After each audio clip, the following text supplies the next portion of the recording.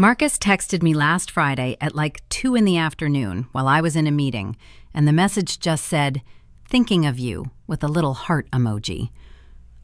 And I stared at my phone like, "Sir, you took me to Carbone once and then told me my job was cute, like I was a kindergarten teacher showing you my construction paper art project.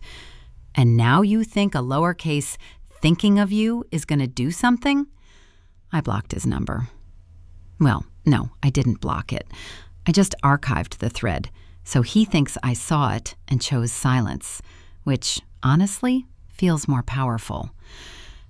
Anyway, that man makes $400,000 a year, and he still doesn't understand that money without respect is just expensive disappointment. Which is actually the perfect segue. Okay, so I'm Sophia. I spend way too much time thinking about money and men and the intersection of those two things. I'm not a financial advisor. I'm just a person on the internet who has been obsessing over this stuff for years. Your situation is different than mine, obviously, but I'm going to tell you what I've noticed. And what I've noticed is that $20,000 is the number where everything changes, even more than it already changed. Like you thought 10,000 was the glow up? Baby. 20,000 is when you actually start moving different. Here's what nobody tells you. The jump from $0 to $10,000 feels massive, because it is. You go from overdraft anxiety to having a cushion. You go from one bad month away from disaster to actually having options. That first 10,000 is psychological safety. It's the difference between panic and breathing room. But 20,000? 20,000 is when you stop just surviving your money and you start actually using it as a tool. When you have $10,000, you're still thinking defensively. Every decision is about protection. You're protecting yourself from emergencies, from job loss, from your car breaking down, from your landlord raising the rent. You're in defense mode. You're playing not to lose. And that makes sense because $10,000 is not enough to do anything big. It's enough to keep you safe, but it's not enough to move. But 20,000? 20,000 is when you can start thinking offensively. You can start making moves that aren't just about not dying financially.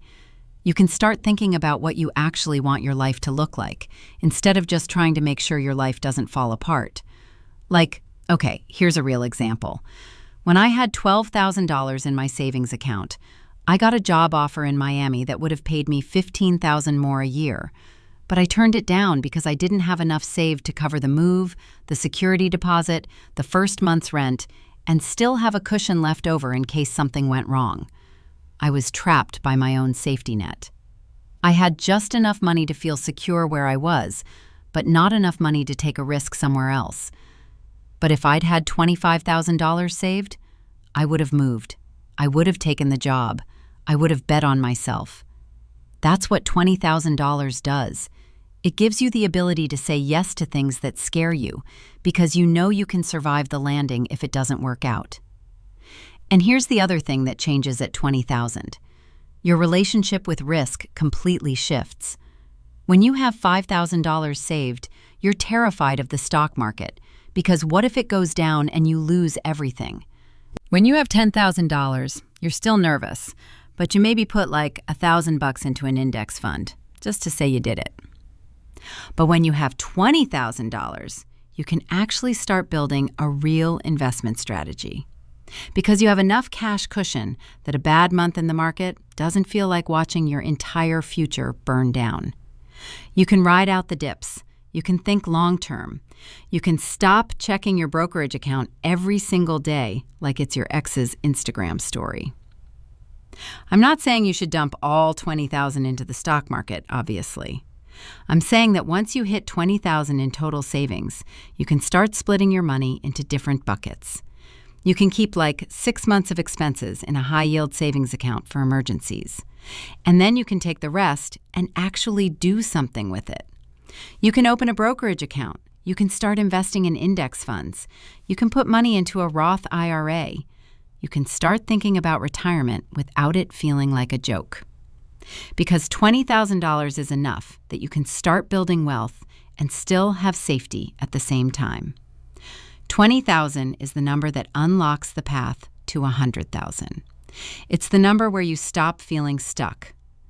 It's the number where you can finally start making the decisions that actually change your life, instead of just making the decisions that keep your life from falling apart. And look, I know this sounds dramatic. I know $20,000 is not rich, but it's life-changing in a quieter way.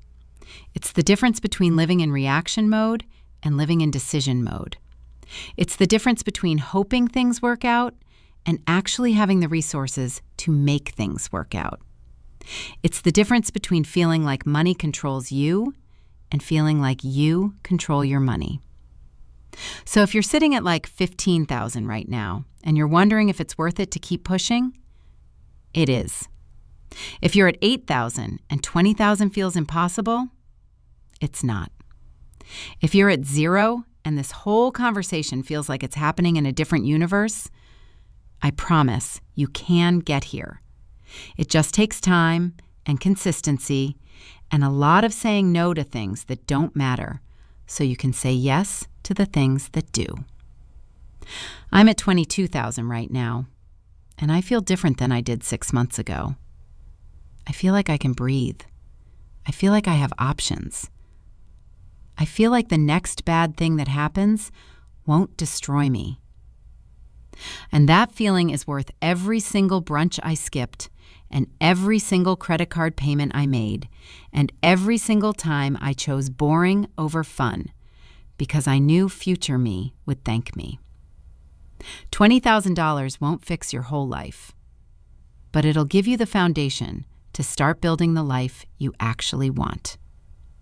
And that's everything.